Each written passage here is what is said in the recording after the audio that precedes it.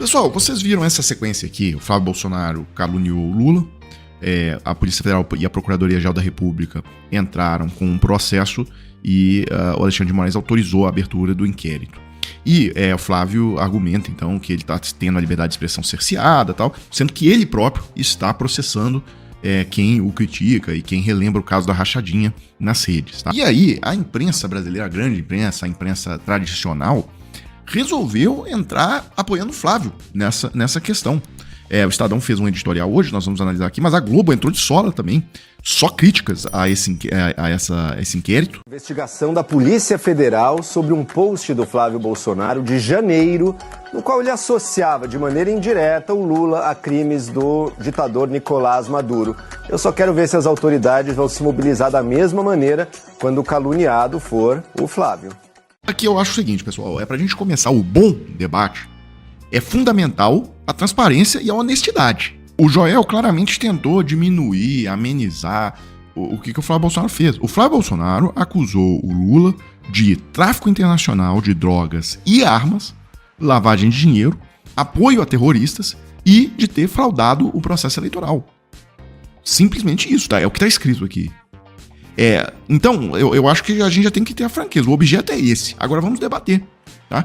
Já começar desonesto da maneira que o Joel começou a questão, aí não é legal. E aí vem o Estadão, na linha do Joel, a judicialização do debate eleitoral, decisão de Moraes de autorizar inquérito contra Flávio Bolsonaro por suposta calúnia contra Lula, serve de alerta para perigo da intromissão do judiciário no debate público. Eu achei muito interessante esse suposta calúnia, suposta. Ou seja, para o editorialista do Estadão, há sim a possibilidade, então, do Lula ser traficante internacional de armas e de drogas, e defraudar das eleições e outras barbaridades que foram faladas ali. Tá? Achei interessante. E aí, quem que é o editorialista do Estadão? O que é o Estadão, na verdade, hoje, pessoal?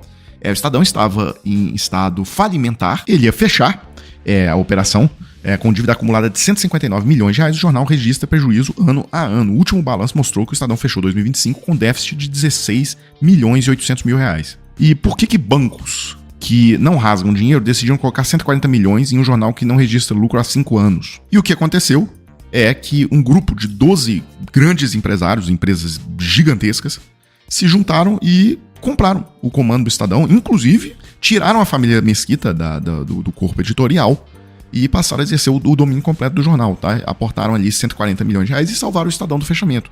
Quem são? Bradesco, Santander, Itaú, o fundo do mercado financeiro Galápagos Capital, o fundo Pátria, Votorantim, Cosan e outras empresas. O Metrópolis apurou que esses empresários se convenceram de que o maior estado do Brasil precisaria ter mais de um jornal do que apenas a Folha de São Paulo, com o poder de influenciar o debate político e econômico. Então é isso, dizer que o Lula é traficante internacional de drogas e armas e que o Lula fraudou o processo eleitoral, isso é uma suposta calúnia, ou seja, existe a possibilidade então para eles que isso aconteceu.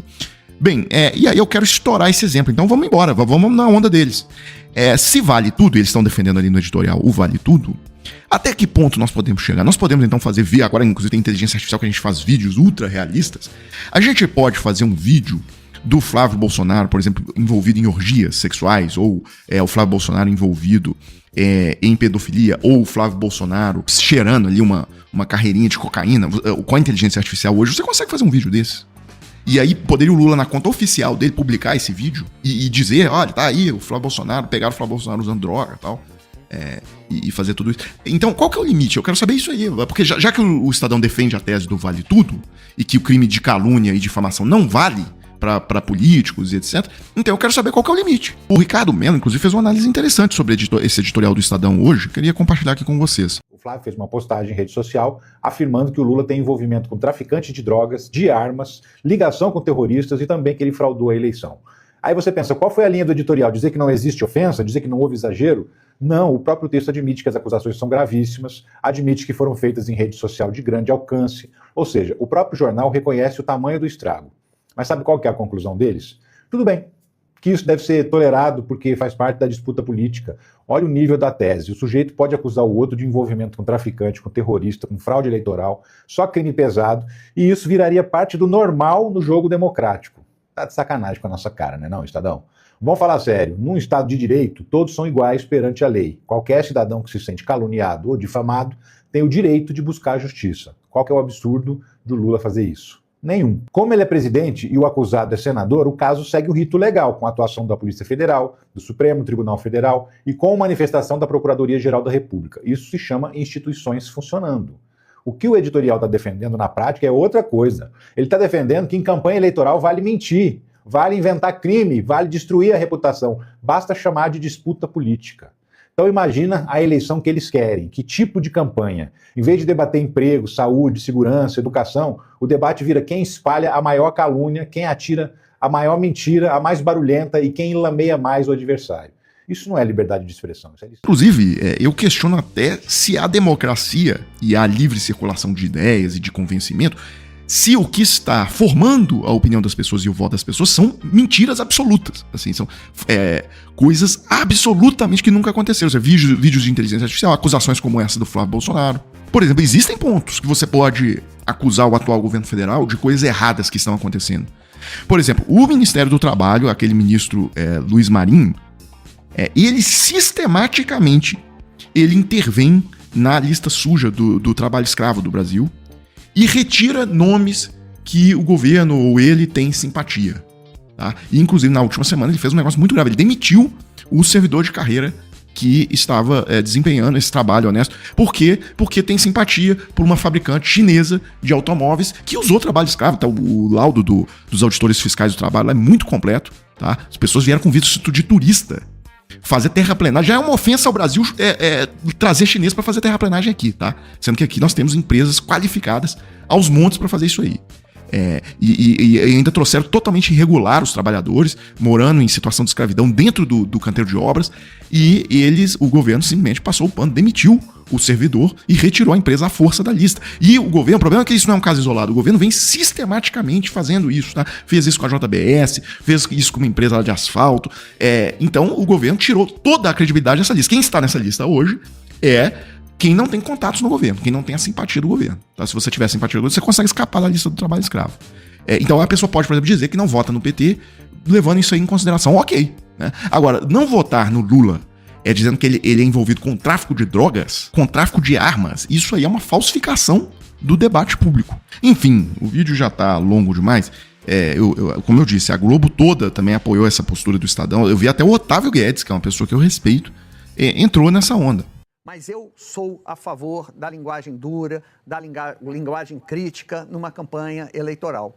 Acho que se chamar o Flávio de miliciano no embate eleitoral faz parte do jogo. Se disser que o Lula é cúmplice dos crimes dos seus amigos ditadores da América Latina, faz parte também do jogo, da dureza, da crueza de um jogo eleitoral. Acho que a gente tem que começar a parar de criminalizar, parar de judicializar tudo. Tá ficando chato. Aqui, pessoal, o Otávio Guedes fez uma falsa simetria. Porque, vamos lá, você falar da relação do Flávio Bolsonaro com os milicianos do Rio de Janeiro, o Flávio, ele homenageou muitos milicianos, tá? Major da PM, capitão do BOPE, vários.